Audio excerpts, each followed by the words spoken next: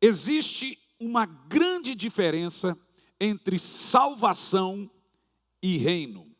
Eu vou começar lendo com você em Lucas 23, versículo 42. A diferença entre salvação e reino. Como assim? Nem todos os salvos irão reinar. E muitos salvos irão reinar com Cristo. Não é todo mundo que chegar ao céu, não é todo mundo que foi salvo, que vai chegar lá e terá conquistado um galardão, ou o que a Bíblia chama de reino. Toda vez que eu mencionar a palavra galardão, eu estou falando a palavra recompensas. E as recompensas, elas são múltiplas. Nós temos recompensas nesse tempo presente e temos recompensas eternas. O reino por si só é um galardão. E ele tem recompensas nesse reino. Não são todos salvos que irão reinar com Cristo, viu, gente? Isso é muito importante. Vamos ver Lucas 23, 42. Então, dirigindo-se a Jesus, rogou-lhe: Jesus, lembra-te de mim quando entrares no teu reino. Agora, deixa congelado o texto. Quem mencionou essas palavras? Foi o ladrão. Ele disse: Senhor, quando entrares no teu reino, lembra de mim. Veja que o ladrão, ele pediu o reino, mas Jesus deu outra coisa. Olha o texto. Jesus lhe assegurou: com toda certeza te garanto, hoje mesmo estarás comigo no reino. Hoje mesmo você vai ser salvo, hoje mesmo estarás comigo no paraíso. Agora, por que o ladrão da cruz não conseguiu uma palavra a ponto de entrar no reino? Porque a Bíblia Sagrada afirma, veja em Mateus capítulo 11, verso 10 e 12, que o reino de Deus, ele é um reino conquistado, a salvação é presenteada. Você não precisa se esforçar para ser salvo, você precisa crer em Jesus para ser salvo. E diz assim: este é aquele a respeito de quem está escrito: eis que eu enviarei o meu mensageiro à frente da tua face, o qual preparará o caminho diante de ti. Está falando sobre João Batista. Pode continuar o texto. Com toda certeza vos afirmo, entre os nascidos de mulher, não se levantou ninguém maior do que João, o Batista. Entretanto, o menor no reino dos céus é maior do que ele. Desde os dias de João Batista até agora, o reino dos céus é tomado por força. Veja que não tem como você conectar esse texto aqui com a salvação. Você não pode pagar preço para ser salvo. Você não pode se esforçar. O Senhor disse que todo aquele que tentar salvar-se, tentar se esforçar para ser salvo, ele vai deixar de ser salvo. O texto deixa muito claro para nós que há uma diferença entre alcançar a salvação e alcançar o reino. Jesus disse que o reino dos céus, ele é conquistado, ele é tomado por força e violência. Só as pessoas esforçadas irão reinar com Cristo. Só as pessoas esforçadas irão ter presentes, galardões, cargos e funções nesse reino. Agora preste muita atenção. É óbvio que Jesus não está falando aqui agora, meus irmãos, de comprar a salvação. A salvação, ela é pela graça somente, mas conquistar o reino é por muito esforço. Preste muita atenção nisso.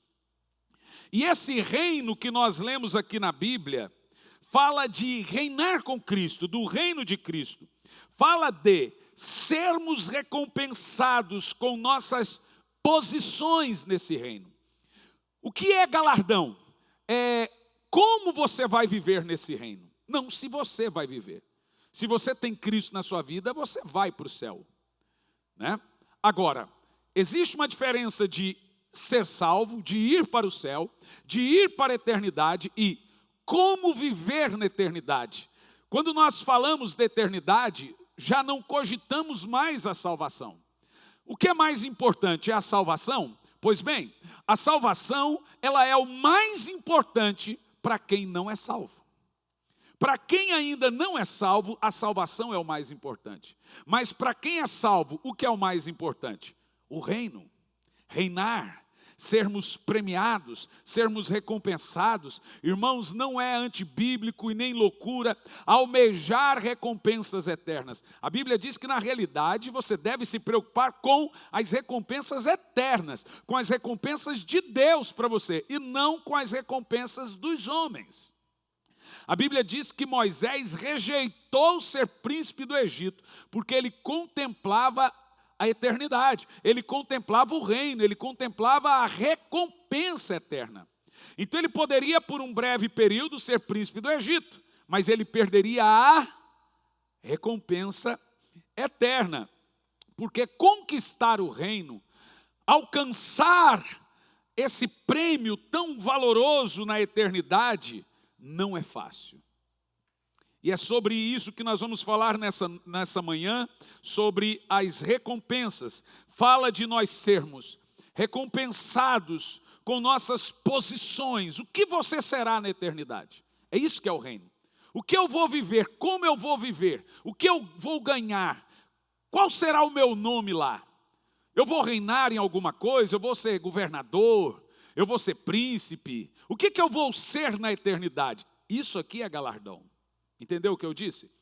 Então você fala, o que importa é ir para o céu. Bom, isso nos primeiros 100 anos é bacana.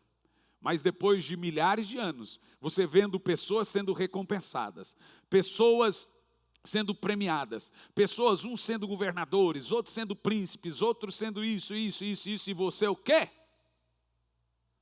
Então veja bem, deixe-me te explicar isso bem rapidamente.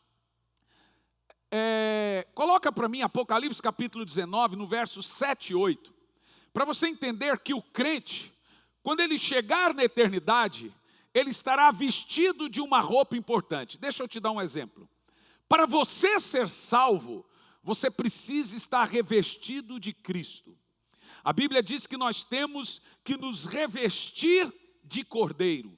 Ninguém será aceito diante de Deus sem que Deus olhe para você, sem que Deus veja Cristo em você. Você só será salvo se Deus olhar para você e ver Jesus. É a veste. Você tem que ter o sangue de Cristo. É o sangue de Cristo na sua vida que faz você ser salvo. Então, perante o trono de Deus, que é o tribunal do juízo final, você tem que estar revestido de Cordeiro, vestido de Cristo. Mas existe um outro tribunal, que é o tribunal Bema. O que é o tribunal Bema? É o tribunal de Cristo. Tem o tribunal de Deus, que é o trono branco, e tem o tribunal de Cristo. No tribunal de Cristo, os crentes serão julgados. Cristo julgará a igreja. No tribunal de Deus, os ímpios serão julgados. É o grande trono branco. A Bíblia chama isso também de segunda morte. O salvo não será julgado no trono branco, mas será julgado no tribunal de Cristo. No entanto, o julgamento da igreja não é um julgamento para condená-la. Quando você morrer para esse corpo, você comparece diante de Cristo. Na mesma hora, você terá um julgamento. Esse julgamento é dos seus feitos, do seu chamado. Servo bom e fiel, fostes fiel no mínimo, sobre o muito te colocarei. Granjeou mais talentos, multiplicou os talentos. Nós seremos julgados pelos dons que tivemos. Nós seremos julgados por fazer, por não fazer, por ter recebido, enterrado o talento e assim, etc, etc. O julgamento das nossas obras é no trono de Cristo. Ele julga a igreja. E ali a Bíblia também chama de bodas. Casamento. Olha que texto interessante. Alegremo-nos, exultemo-nos e damos glória a Ele, porque chegou as horas das bodas do Cordeiro e a sua noiva está preparada.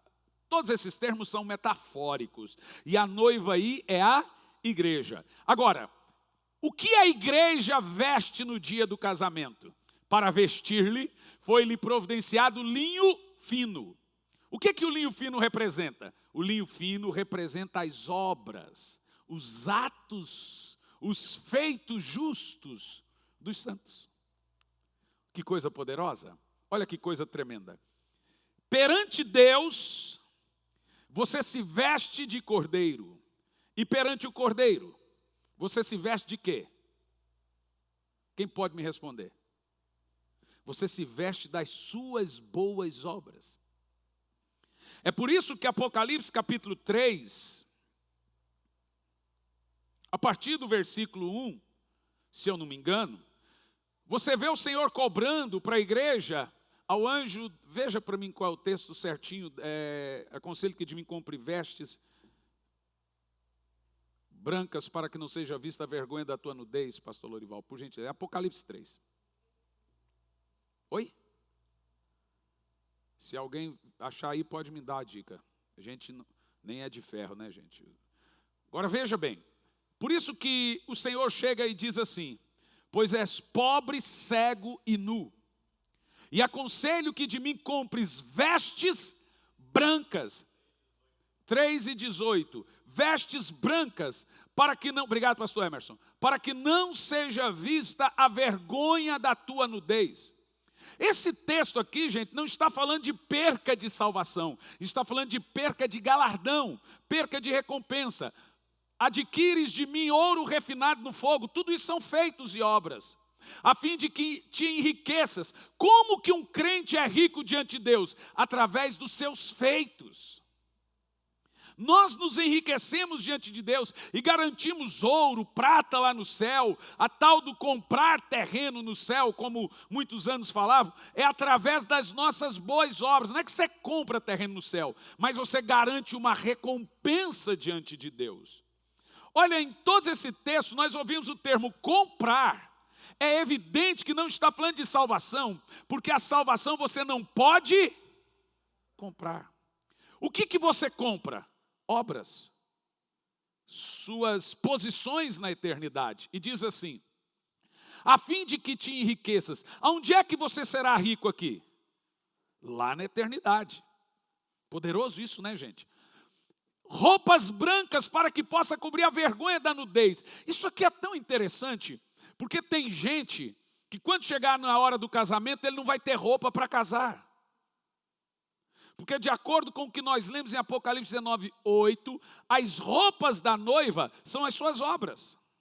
Se você não trabalha para Cristo, se você não ajuda o necessitado, se você não faz missões, se você não oferta, se você não dizima, se você é aquele crente que senta na cadeira, e eu sou crente, mas tudo você chama ele para dizer, tivemos 24 horas de oração, não veio. Vamos fazer um evangelismo, não vai. Vamos fazer missões, não vai. Tudo ele não se envolve. Mas ele senta na cadeira, não dizima, não oferta, não ora, não jejuma, não se envolve, vem no culto quando dá na telha, não faz viagem missionária, não faz nada, não faz oferta missionária, não ajuda com compra de Bíblia, não ajuda com quilo de alimento. Será que tem gente assim na igreja? Se tiver, só você pode saber. Né? É óbvio que tem, porque a gente sabe os resultados finais de uma igreja. O pastor sabe.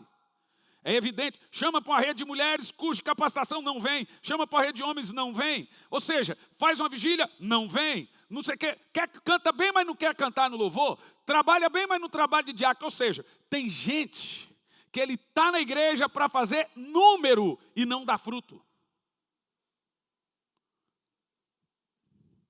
Esse tipo de gente é igual o ladrão da cruz. Ele é salvo, mas nu. Ele não reina, porque ele não tem obras, ele não tem vestes brancas, e a veste branca são as obras dos santos.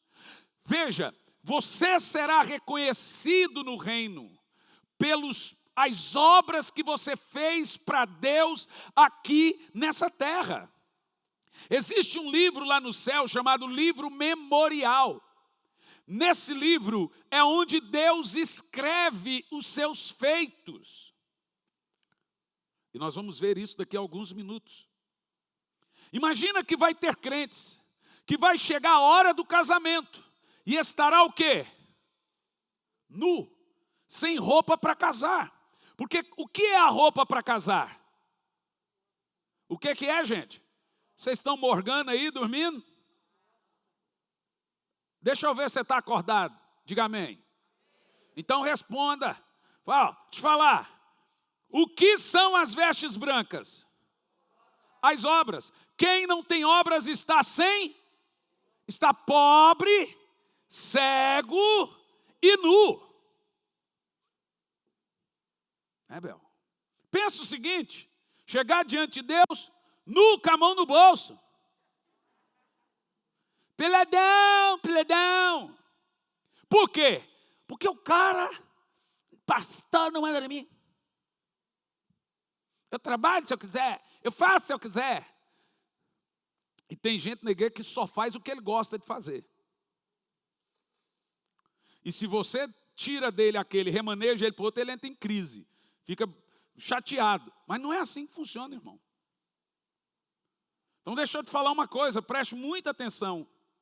Tudo que você faz aqui no corpo, repercute na eternidade. Você acumula para a eternidade. Se você faz coisas terrenas, morre com você. Se você faz coisas que é de Deus, é eterno. Uma vida só nós temos, e em breve passará. E apenas aquilo que fazemos para Deus permanece na eternidade. Daqui um pouco eu lhe explico, porque só as coisas de Deus são eternas. Já lhe explico. Mas de acordo com o que nós lemos aqui nesse texto, existe uma diferença entre reino de Deus, reino de Cristo e reino dos céus. 3 reinos. Preste atenção, porque senão depois você fala que não entende o que eu prego. Sabe quem é que não entende o que eu prego? É quem também não tem pelo menos um entendimento básico da Bíblia. Quem entende a Bíblia sabe do que eu estou falando. Quem não entende fica boiando. Quem entende o que eu estou falando? Quem conhece a Bíblia sabe o que eu estou falando. Agora, o povo hoje em dia não entende muito de Bíblia, então fica boiando. Então, preste muita atenção. Existe uma diferença entre reino dos céus, reino de Deus e reino de Cristo. Reino dos céus é o céu. Reino de Deus é o Espírito Santo dentro de você.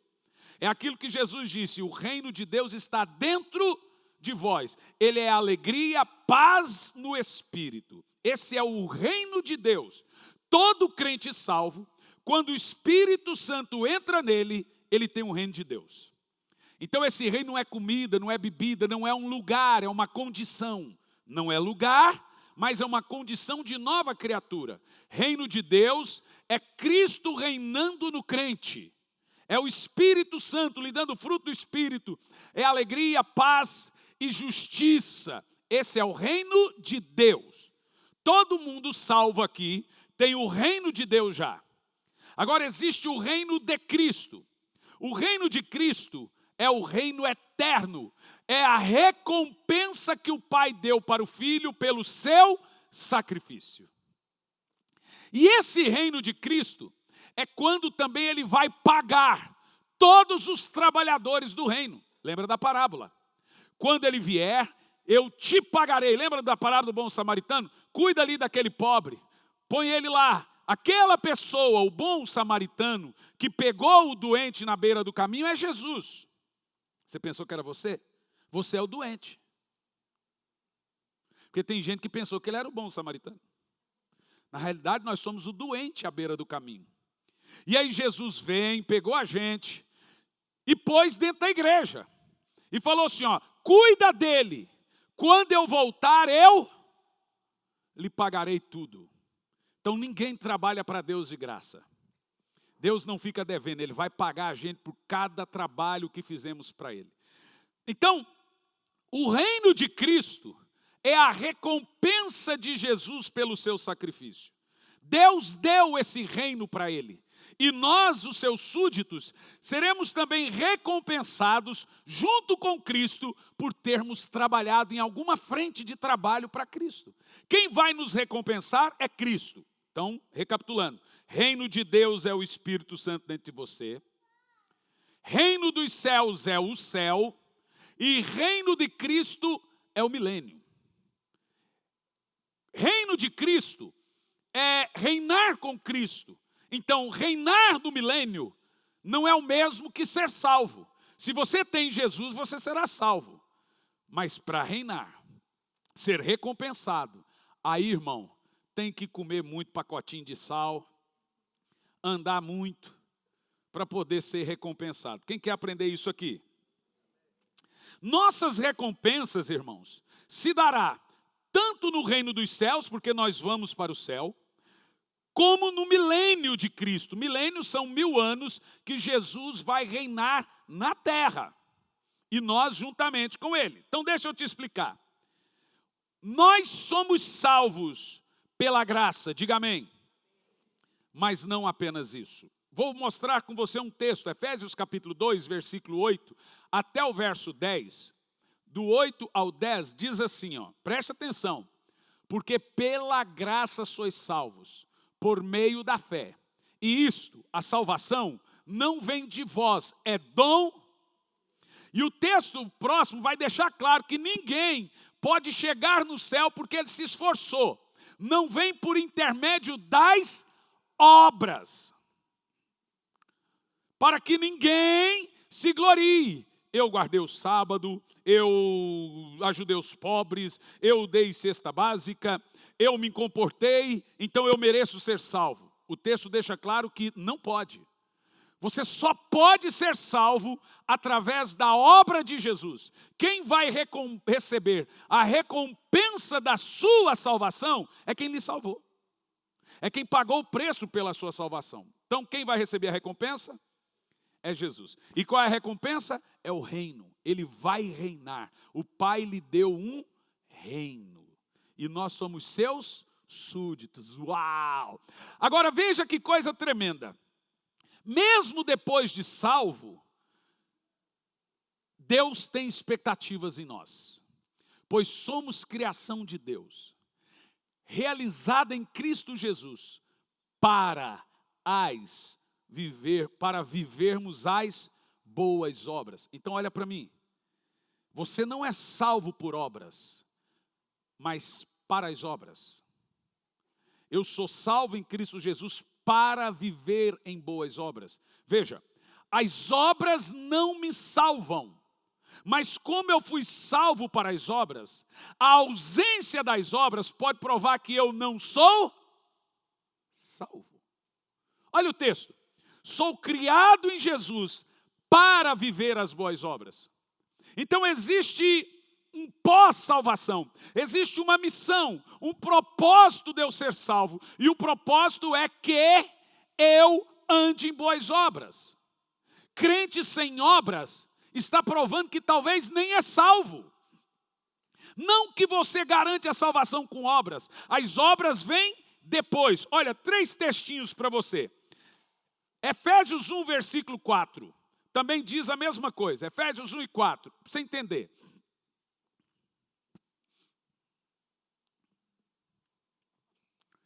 Porquanto Deus nos salvou, nos escolheu nele, antes da criação do mundo. Agora temos uma preposição, qual que é a preposição? Para, depois disso, né, professora? Para, depois disso, sermos santos. Qual é então o resultado de ser salvo? Boas obras, santidade. A Bíblia não diz que você é salvo por ser santo. A Bíblia diz que você é santo por ser salvo. Quem é salvo será santo. O resultado da salvação é andar de forma irrepreensível e santa. Está escrito ou não, gente?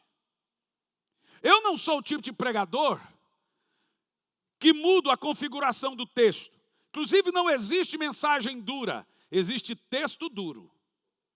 É o pregador que não pode mudar o texto. Mas o texto diz o seguinte, que eu sou salvo para as obras, salvo para ser santo, e Jesus ainda diz, eu te escolhi para dar fruto. Veja, ele não te escolheu porque você deu fruto. Ele escolheu você para dar fruto. Então, olhe bem o que eu vou dizer, tome nota e nunca mais se esqueça. Toda salvação genuína é seguida de uma missão. Não existe salvação sem missão. Não tem crente salvo que não dê fruto. As minhas ovelhas dão fruto. Ovelha de Jesus dá fruto. Religioso não. A grande característica de um salvo é que ele quer salvar outros. Você está salvo porque alguém pregou para você. Alguém fez uma obra. Alguém fez um ato de justiça. Agora, os salvos devem logo se preocupar em salvar outros. Aleluia. Aleluia. Então, escute bem isso. Charles Spurgeon dizia que o cristão ou é um missionário ou é um impostor. Missionário é quem faz a obra, irmão. Talvez você não foi chamado para ir para o Afeganistão, para a África, para entre os índios. Mas ou você desce no buraco, ou você segura a corda para quem desce. Mas a obra você tem que fazer. Se você não é daquele, ai pastor, não é para mim ir em favela, eu sou muito medroso, mas o que eu posso fazer para contribuir? Mas irmãos, não existe igreja social, olha para mim pelo amor de Deus. Não existe igreja social, aquela igreja clube. É uma gentarada que gosta de igreja se ela tiver muita festa. Festa disso, festa daquilo outro, festa. Mas igreja é algo completamente espiritual. É óbvio que nós temos os eventos de integração que integra as pessoas, como rede de mulheres, rede de homens, uma churrascada, um jogo de bocha, não sei o quê, etc. Mas isso não é nosso foco. Nosso foco é lhe apresentar o Evangelho. Eu pego uma birra de igrejas que se resumiram a festa. É um ambiente clubista. Desfile de moda é um ambiente social. E evangelho, nada. Nós somos a igreja de Cristo. E a Bíblia diz que somos um exército. Isso aqui é nosso QG. Primeiro a gente tem que entender o que é a igreja, gente. Somos soldados. Não, o povo está rindo. E o evangelho agora virou estado como o povo está indo para o inferno rindo. Eu gosto daquele pregador, porque ele te faz rir.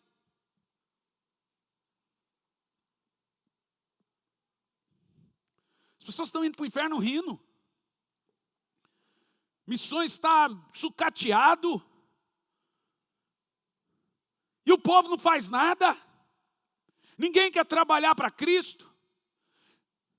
Ninguém quer fazer a obra, ninguém quer orar, ninguém quer jejuar, ninguém quer evangelizar, ninguém quer dirigir uma célula, ninguém quer abrir sua casa para uma célula. Eu quero ir para a igreja, assistir culto, ficar na minha. Não tem como você ficar na sua. Você entrou num lugar que é pior que a máfia. Aqui só sai morto.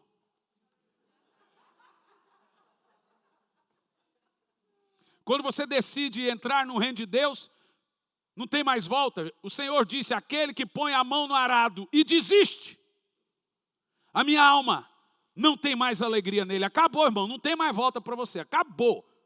Só sai morto nesse negócio. Na primeira mensagem eu disse que só tem duas coisas para você ter na eternidade.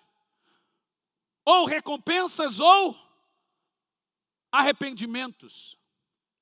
E os arrependimentos virão porque haverá danos e disciplinas, prejuízos. Hoje eu estou falando e vou falar das recompensas. Domingo que vem eu vou falar dos prejuízos, das perdas, dos danos, das disciplinas. Lá na eternidade, ou você será recompensado, ou você será duramente disciplinado por ter sido um servo mau. Bad boy.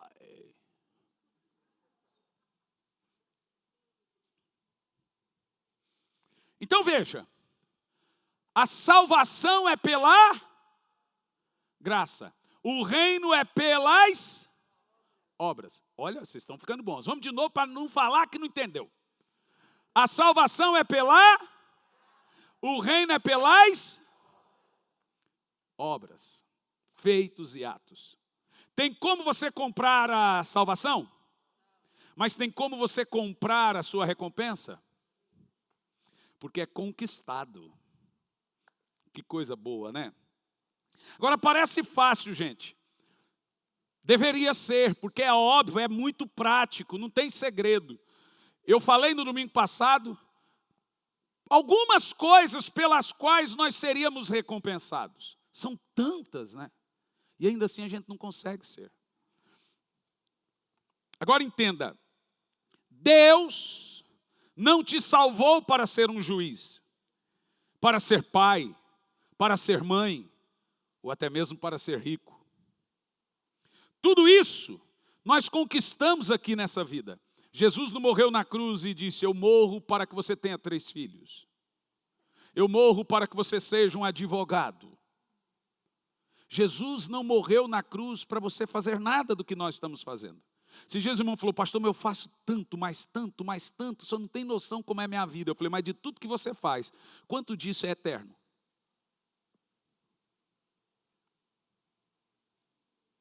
De tudo que você faz, quanto disso vai para o memorial de Deus?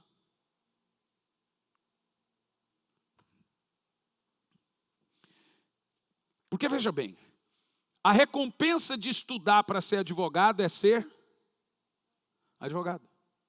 Mas isso acaba quando você morre. A recompensa de estudar para ser um juiz é ser um juiz. A recompensa de ser pai é ser pai. Mas quando você morrer, você deixa de ser pai.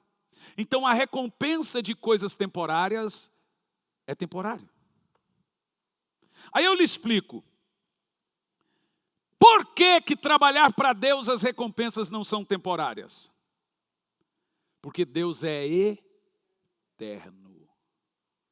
Então quando você trabalha para Deus, as recompensas são eternas. É só por isso.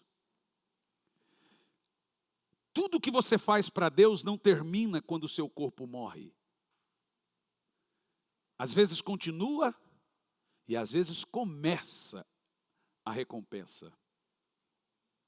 Porque Deus é um ser eterno. A recompensa da gravidez é ser mãe, mas é temporário. É tão interessante, gente. A recompensa do trabalho é o salário. Apenas isso. Porém, eu estou aqui nessa manhã falando com os irmãos de recompensas eternas. Deus é eterno. O reino dos céus é eterno. E as recompensas são sempre eternas. Então, quando nós fazemos algo para Deus e seu reino, nós teremos o quê, meus amados? Capite? Teremos recompensas eternas. Vou te dar aqui algum exemplo. As esmolas, por exemplo. Atos capítulo 10, versículo de 1, versículo 2. Eu falei muito sobre esmolas e ajudar o miserável. Tem uma diferença de ajudar o pobre e tem uma diferença de ajudar o miserável. Olha a grandeza disso.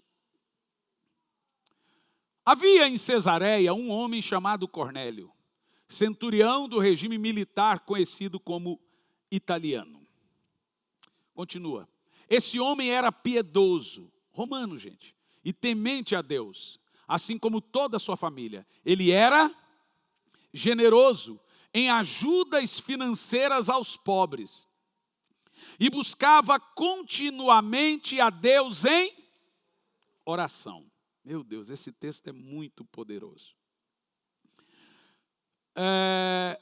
Certo dia, por volta das 3 da tarde, ele recebeu uma visão. E de forma bem clara, viu um anjo de Deus que se aproximou dele e o chamou pelo nome. Cornélio. Lembrei agora da novela Cravo e a Rosa. Foi mal, gente. Foi mais forte do que eu, desculpa. Estarrecido e com os olhos fitos no anjo, indagou: que é, Senhor? Ao que o anjo lhe comunica: tuas orações, meu Deus, aleluia, e tuas esmolas aos necessitados, subiram como oferta memorial na presença de Deus. Eu vou deixar você ler de novo, porque talvez vocês pensam que eu estou brincando aqui. Vamos ler de novo? Estarrecido, com os olhos fitos no anjo, indagou. Vai lá? Que é, Senhor? O que o anjo disse?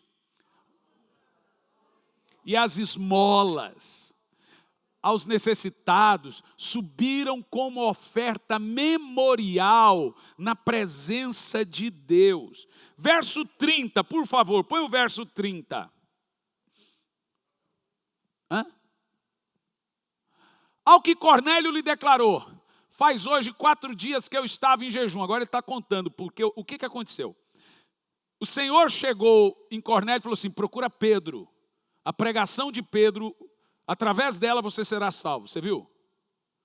O anjo não pregou salvação, mas mandou alguém pregar. Olha como é importante. E agora ele está dialogando ali com Pedro. E aí vem a história. Faz hoje 4 dias que eu estava em jejum, orando em minha casa, por volta desta hora, às 3 horas da tarde. Subitamente apareceu-se diante de mim um homem com roupas resplandecentes. E ordenou-me: Cornélio, Deus ouviu tuas orações e lembrou da sua ajuda aos pobres. Eu quero uma igreja que ajude os pobres, que dê esmolas, mas não tira selfie.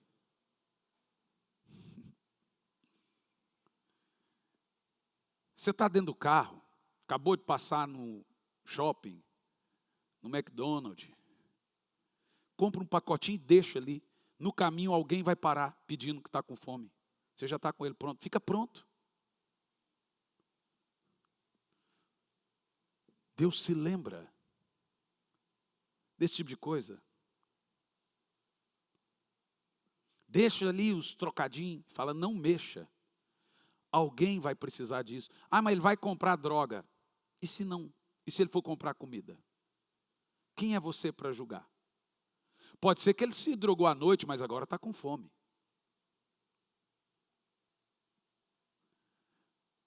Aprenda, irmãos. É impressionante você ter que ficar insistindo para os irmãos: traga 1 quilo de alimento, traga 1 quilo de alimento. Aprenda a olhar para o lado e ver que tem gente chorando. Vai começar o ano, tem famílias que não têm condição de comprar um lápis para o filho, para a filha. Aprenda a ajudar pessoas pobres, necessitadas. Aprenda a estender as mãos. Você quer ver mais um texto? Salmo 41, versículo 1. Olha para você entender como existe um memorial no céu, escrevendo os meus atos. Um salmo de Davi: bem-aventurado aquele que dá atenção ao desvalido, no caso o pobre. No dia do seu infortúnio, o Senhor o livrará. Aqui está assim, ó: bem-aventurado ao que atende o pobre, o Senhor o livrará no dia do mal.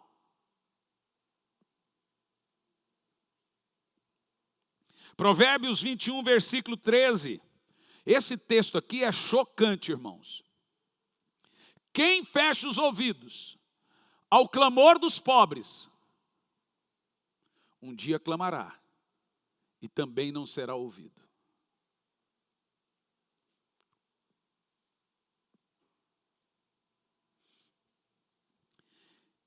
Então existe, hoje, agora, um livro que Malaquias chama de livro memorial. E nesse livro está lá as minhas obras. Todas elas. Irmão, não tem lá no céu um livro chamado membro de igreja, fiel. Sou fiel daquela igreja. O fiel é lá no Corinthians, irmão. Aqui não tem esse negócio, não. Ah, mas eu quero ser reconhecido. O lugar de ser reconhecido é no ML.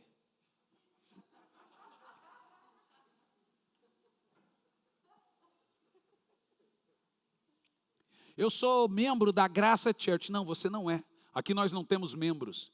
Aqui nós temos discípulos.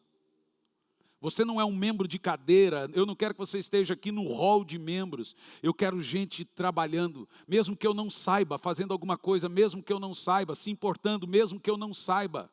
Porque o homem é falho, o homem não reconhece, o homem não diz por favor, o homem não diz obrigado, o homem não reconhece, ele erra.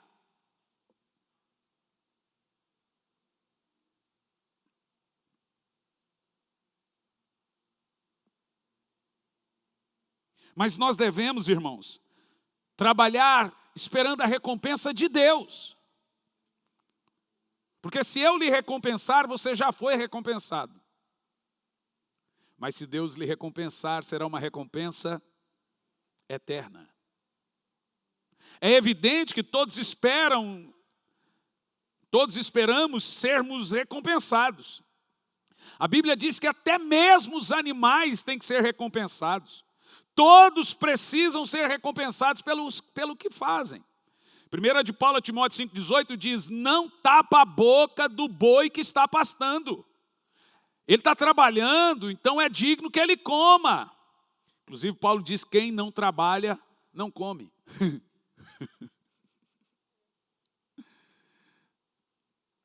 Quando você faz algo para Deus, como na obra dele, Ele o pagará e recompensará na eternidade.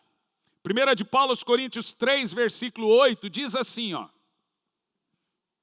O que planta e o que rega, ministram de acordo com o propósito. Eu plantei a igreja em Campo Largo. O que meu irmão está fazendo agora? Regando. O que planta e o que rega, ministram de acordo com o propósito. E cada um será premiado pelo que ele fez. Não pelo que outro fez. É pelo que ele está fazendo agora. Diga glória a Deus. Para todos nós, existe uma recompensa chegando.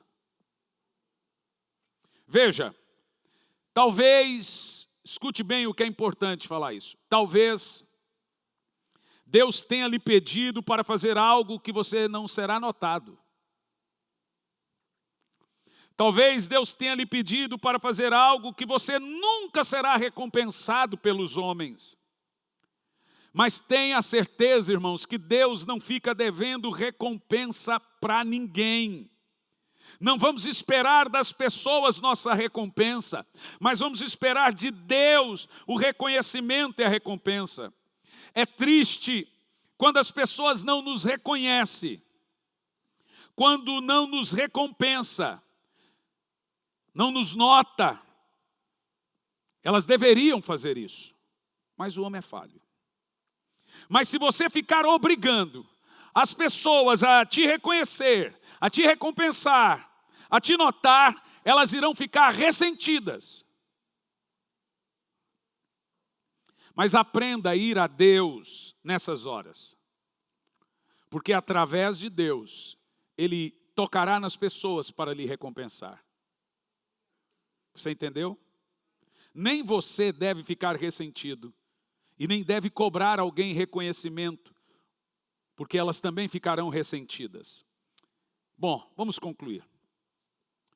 Alguns tipos de recompensas na Bíblia. Você já sabe que terá recompensa, mas quais são elas? Eu vou falar de algumas delas.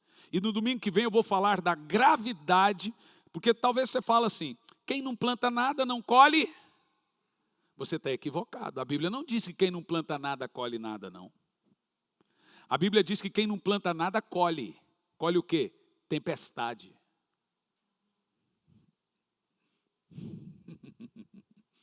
Tem gente que pensa, quem não planta nada, colhe nada. Bom, é a parábola da erva daninha, do mato. Numa terra que nada foi plantado, não colhe nada? Colhe erva daninha. Um crente que não planta nada, vira maldito. Sabe o que ele colhe? Desgraça na vida dele, angústia, amargura, problema familiar, porque ele não planta nada, vira cheio de mato a vida dele, é erva daninha. Quem não planta nada, segundo Jesus, colhe tempestade. Quem planta vento, Jesus diz, colhe tempestade. Só tem uma maneira de você viver uma vida boa aqui na terra, Plantando. Porque quem não planta nada está plantando. Vento irá colher tempestade. Recompensas. A primeira recompensa que nós vamos receber. Recompensas por sermos generosos.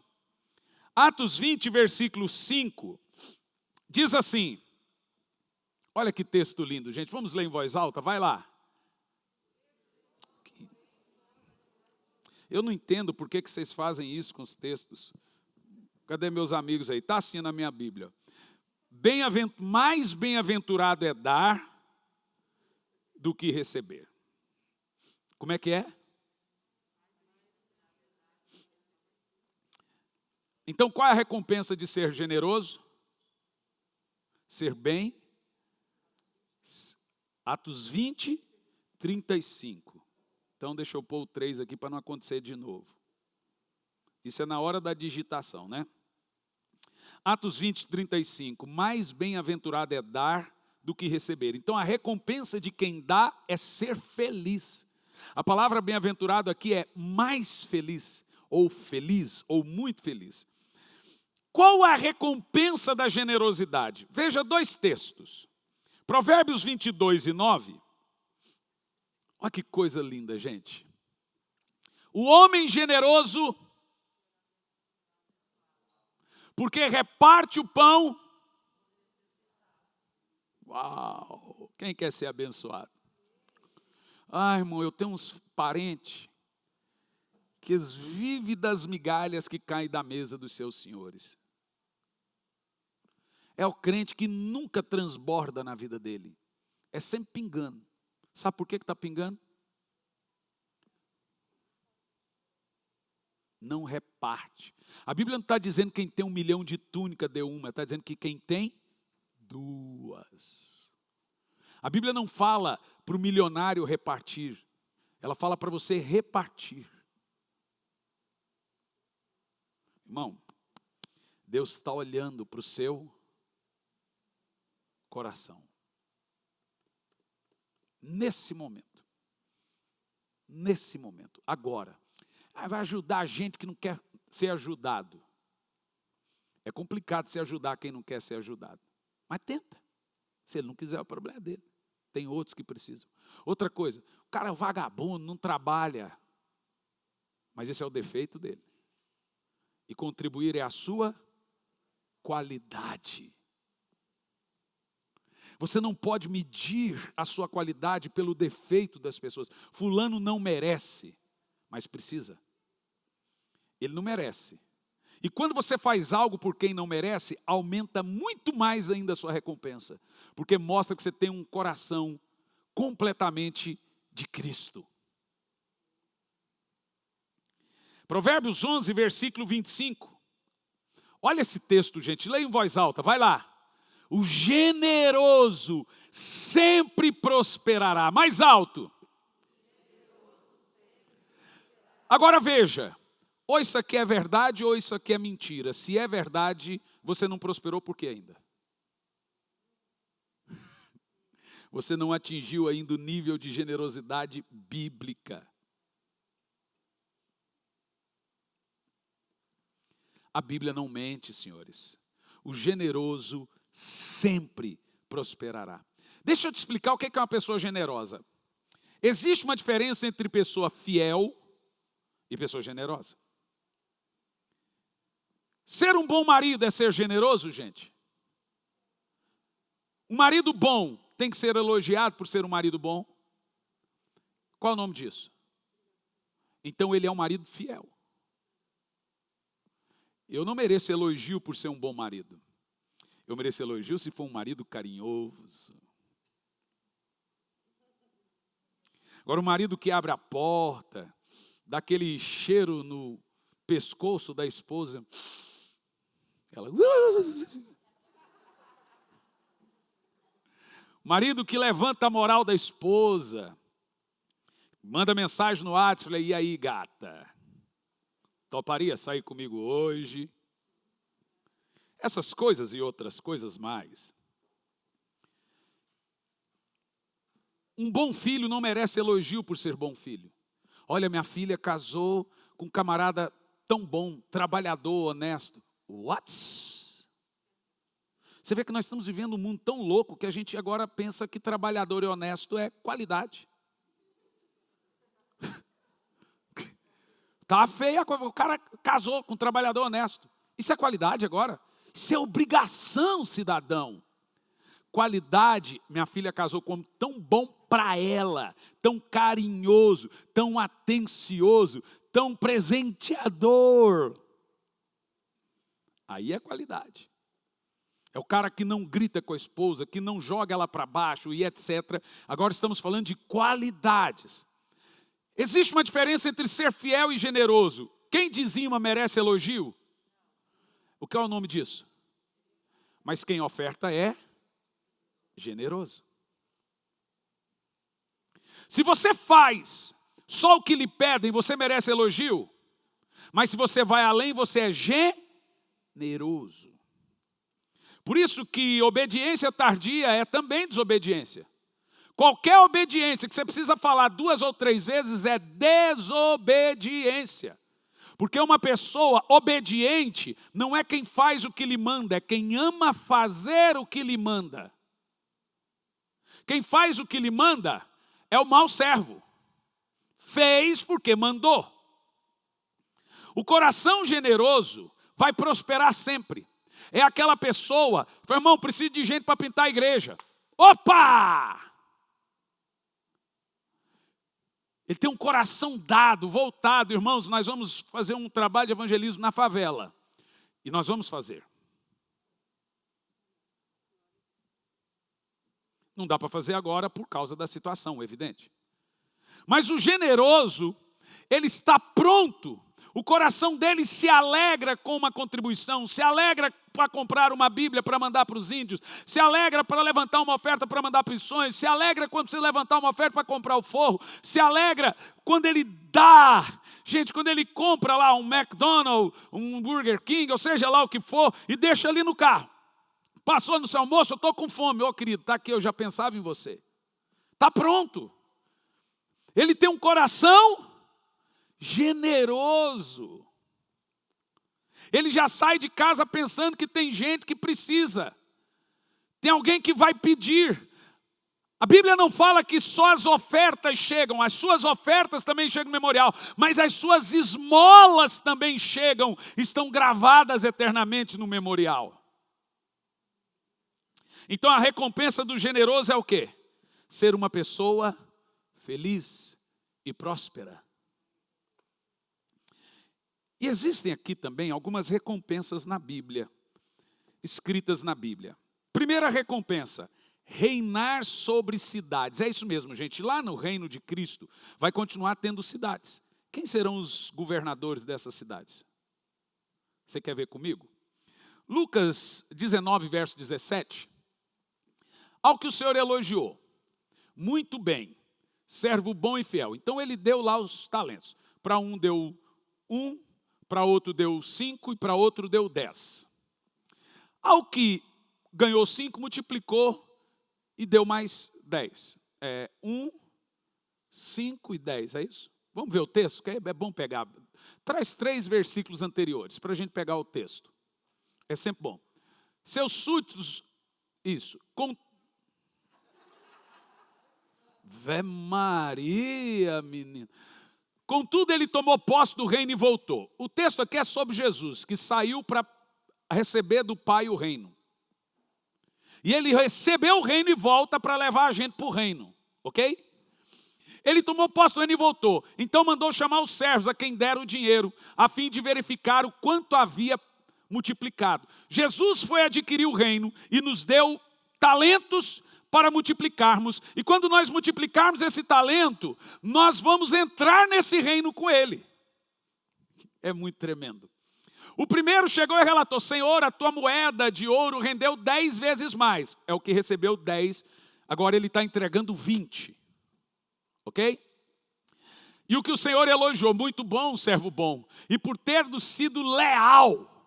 Veja que o ato de você não multiplicar seus talentos é um ato de deslealdade ao Senhor. que está vindo. Misericórdia. Porque você foi pouco leal no pouco, governará sobre 10. Veja, ele multiplicou, deu 20, ele não vai governar sobre 20, ele vai governar sobre o que ele multiplicou, não sobre o que ele ganhou. O que ganhou é graça. Mas o que você multiplica é mérito. Percebeu? Ele tem 20 talentos agora. Mas ele vai reinar sobre 10, porque 10 foi o Senhor que deu. 10 foi ele que conquistou. Agora você que não multiplica nada, você está pobre, cego e nu. Olha que interessante, o Senhor diz, você vai reinar sobre 10 cidades. O milênio haverá nações, cidades, tem gente que vai ser presidente, tem gente que vai ser governador, tem gente que vai ser prefeito, tem gente que vai ser músico. Eu só quero pegar o meu violão e ficar aos pés dele. Só isso. Se ele me der outra coisa, por ele, mas eu me satisfaço em ficar na sala do trono e cantando Jesus, Jesus, Jesus. Essa será a minha maior recompensa. Não sei se mereço tanto. Mas imagina, você fica lá governando sobre as suas cidades lá, e deixa eu quietinho lá com o cheiroso, lá na sala do trono, lindão, e eu olho para você e falo... Então, ó, vamos lá, põe lá o texto. Continua o texto. O texto. Vindo o segundo servo, lhe declarou, Senhor, a tua moeda de ouro produziu mais 5 vezes, mais lucro.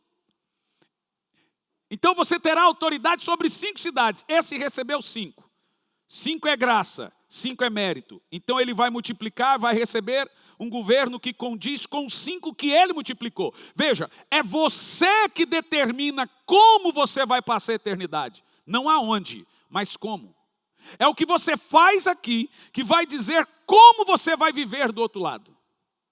Não faz não para você ver, viu, Pedro Bó? Então veio o outro servo explicando, Senhor, ó, será que tem crente assim por aí? Eis, Senhor, que a tua moeda de ouro que eu envolvi num lenço e conservei bem guardada. É o tipo de crente que fala assim, pelo menos eu não tumultuo, pelo menos eu não atrapalho. Quem sabe fazer o bem e não faz, peca. Quem não ajunta, espalha. Quem não é comigo, é contra-migo. E continua.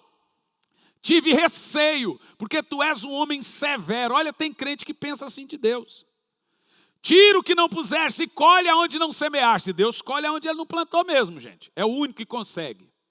Então o Senhor julgou, por tuas próprias palavras eu te condenarei. Servo mau! Sabias que eu sou um homem rigoroso? E que tiro onde não depositei, ceifa onde não semeei. Sendo assim, por que não investiu o meu dinheiro no banco? Sabe para quem que está falando? É para quem não quer fazer missões. Então ajuda, põe seu dinheiro no banco. O banco aqui são os missionários. O dinheiro é o talento. Você não quer ir para a África? Então contribua com quem vai. Você não quer ir para os índios? Ajuda com Bíblia. Você não quer ajudar os pobres? Ajuda com a comida, ajuda com alguma coisa. Põe seu dinheiro no banco. Ah, eu não sou pastor, então seja dizimista e ofertante para ajudar quem tem o ministério. Põe seu dinheiro no banco, que pelo menos você vai multiplicar alguma coisa. Ah, eu não sou pastor, mas tem um rapazinho ali que tem um ministério pastoral e não tem dinheiro para pagar um instituto. Paga você o dele. Uma vez eu fui em Uberlândia, eu não conto essas coisas para vangloriar, irmão, porque a gente está pregando, a gente tem que dar exemplo, a gente conta como testemunho. Eu senti de Deus de pagar a faculdade inteira de uma menina. 4 anos de faculdade, eu e minha esposa pagamos. Ela se formou em missionária e pastora. Foi difícil, né? Porque foi um período muito difícil para nós. E a faculdade era cara, era 700 e poucos reais. Não é isso? Nós pagamos os 4 anos, gente. Consegue somar? Os 4 anos por mês? Porque Deus pôs no meu coração que aquela menina seria uma grande pregadora, mas não tinha condição de fazer a faculdade.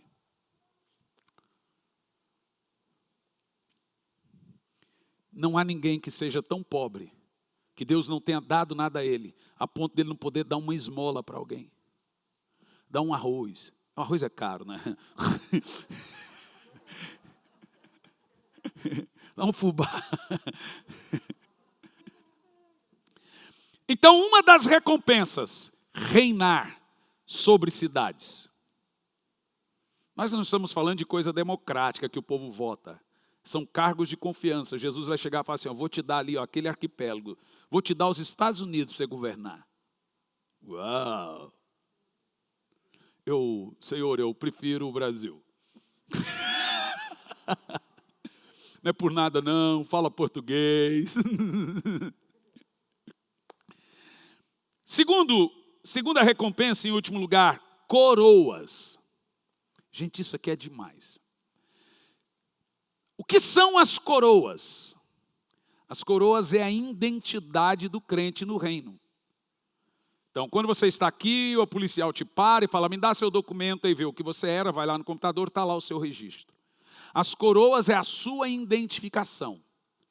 Você será reconhecido no reino pelas suas coroas. E as coroas dizem o que você fez para Deus.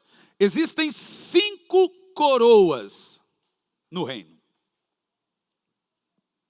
A primeira é a coroa da vida. A segunda é a coroa incorruptível. A terceira é a coroa da justiça. Daqui um pouco eu vou ali. E a quarta é a coroa da alegria. E a quinta é a coroa de glória. Será que você terá alguma? Primeira coroa, coroa da vida. Tiago 1 e 12, Tiago 1 e 12, Apocalipse 2 e 10. Tiago aí, né? Provação e tentação se diferem. Feliz é a pessoa que persevera na provação. É aquele crente que está passando um momento difícil, mas não esvazia-se na fé, não desanima. Sabe que a aprovação está ali, mas ele sabe que culto é para Deus. Porque hoje crente é assim, pastor, eu não estava bem, por isso não fui na igreja. É aí que você tem que ir. Tem nada a ver uma coisa com a outra, gente. Você não estava bem do como assim? De cama? Não estava bem, pastor. E quando o crente resolve mentir, pastor, eu estava doente. Ó, que você ficar doente de verdade, você vai parar de falar que ficou doente. Doente é uma coisa grave, gente. Eu fiquei doente. Do quê? De gripe? Mas você não trabalhou segunda-feira, não? Você vê que para mamon a gente vai com febre, doente, vai tudo. Mas para Deus, eu não fui porque eu não estava bem. Portanto, após ter sido aprovado, receberá o prêmio da coroa da vida, que Deus prometeu àqueles que o amam. Glória a Deus. Veja que o crente que suporta a provação, suporta os momentos difíceis e não desfalece na fé, ele será reconhecido no céu. Alguém vai dizer, lá vai uma mulher forte. Olha aí, ele tem a coroa da vida, então ele foi aprovado nas provações. Segunda coroa incorruptível, 1 de Paulo aos Coríntios 9, verso 22 ao 25. Haverá um outro tipo de crente, é a sua identificação, o seu crachá. Não tem mais nada que está expresso a sofrer. Eis que o diabo está para lançar alguns de vós na prisão. Não, esse é o segundo texto do Apocalipse, né? Está falando dos crentes provados, que também recebem a coroa da vida. Ok, agora vai o outro texto, da coroa incorruptível. Para os fracos, tornei-me semelhante fraco, para ganhar os fracos. Paulo não está falando aqui que passou a beber para ganhar os pingus, não. Porque tem gente que interpreta assim, tá? Enxergar, e aí, velho, vamos à igreja. Aí ele diz assim, fiz de tudo para ganhar todos, com finalidade de conseguir, de qualquer maneira possível, salvar alguns. Olha o resto do texto. Faço tudo isso por causa do Evangelho, a fim de me tornar coparticipante do Evangelho. Um verdadeiro atleta de Cristo. Não sabeis que entre todos os que correm no estádio, na verdade, somente um recebe o grande prêmio? Correi de tal maneira que alcanceis. Deixa congelado. Paulo está dizendo assim, olha a metáfora de Paulo. Tem gente, nós vamos ter a Olimpíada o ano que vem, né? É o ano que vem. A Olimpíada o ano que vem. Sabe, o cara treina durante 4 anos, 8 horas, 7 horas, 6 horas a fio, para correr 5 segundos, 10 segundos, 15 segundos, nadar, correr, para fazer uma coisa, para ganhar uma medalha corruptível. Você não consegue fazer mais do que esses atletas para ganhar uma medalha incorruptível. Os caras treinam a vida toda, 8 horas por dia, para correr 9 segundos. Irmão, quebra aquilo que lhe afasta de Deus. Fala, Senhor, crave nos meus olhos a eternidade. Que Deus ponha na sua cabeça um senso de eternidade. Acaba com aquilo que acaba com a sua espiritualidade, porque você está perdendo a sua recompensa e a eternidade. Você se tornou um crente relaxado, religioso. E a Bíblia chama de mau servo.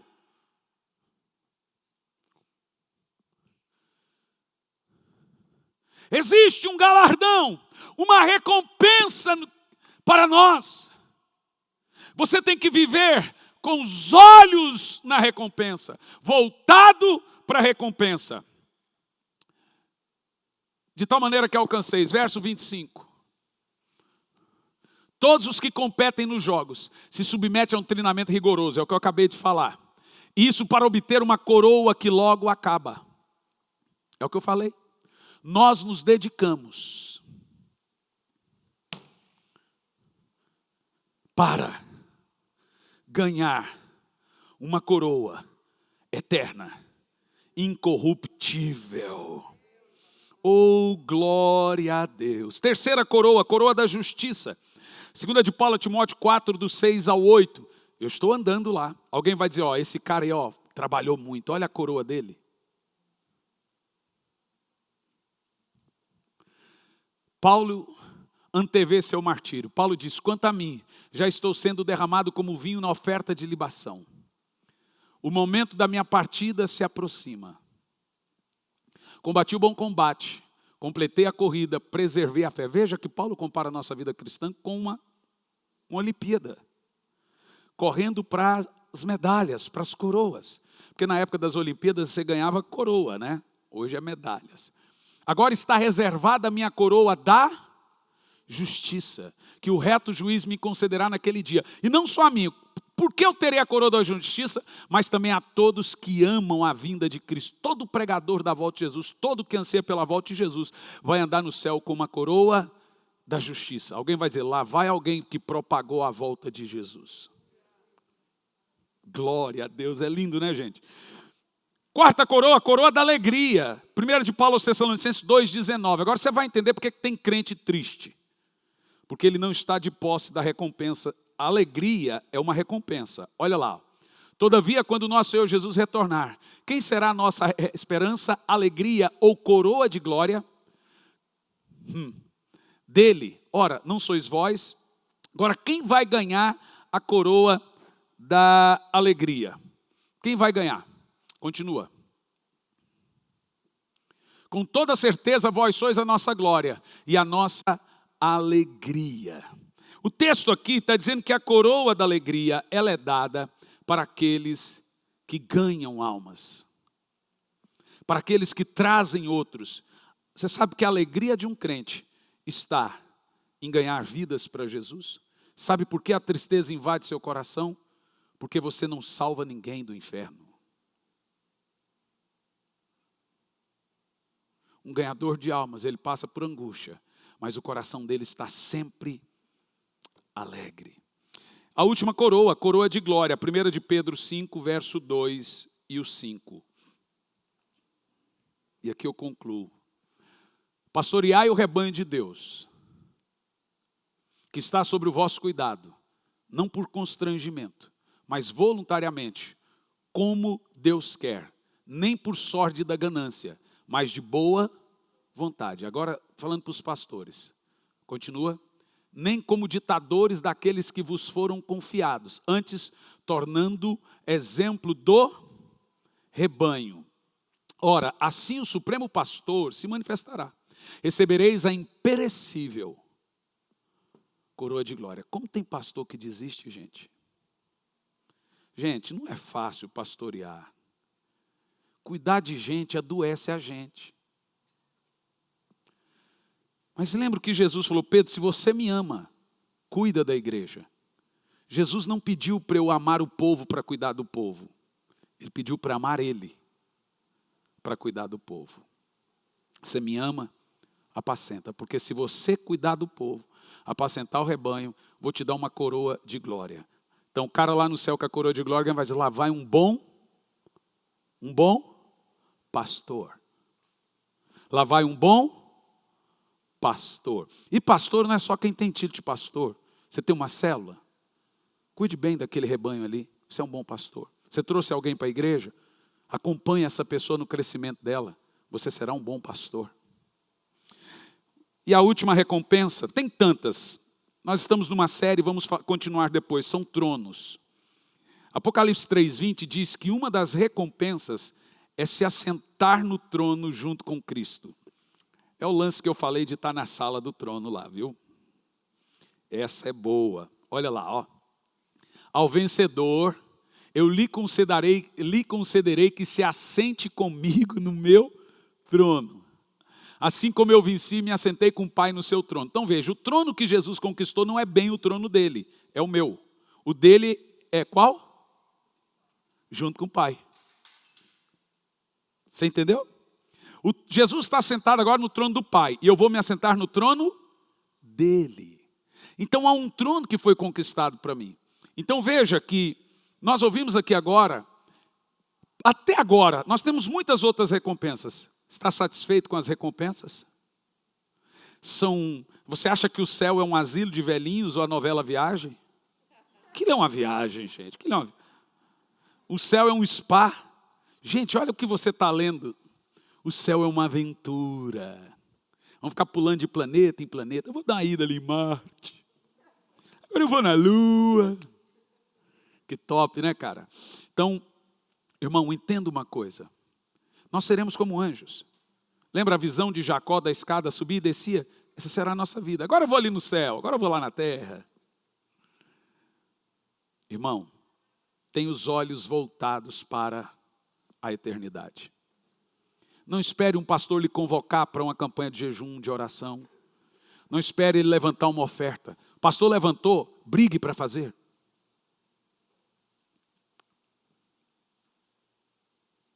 Tudo isso está no livro. Qual é o nome do livro? Memorial. Vamos ficar em pé.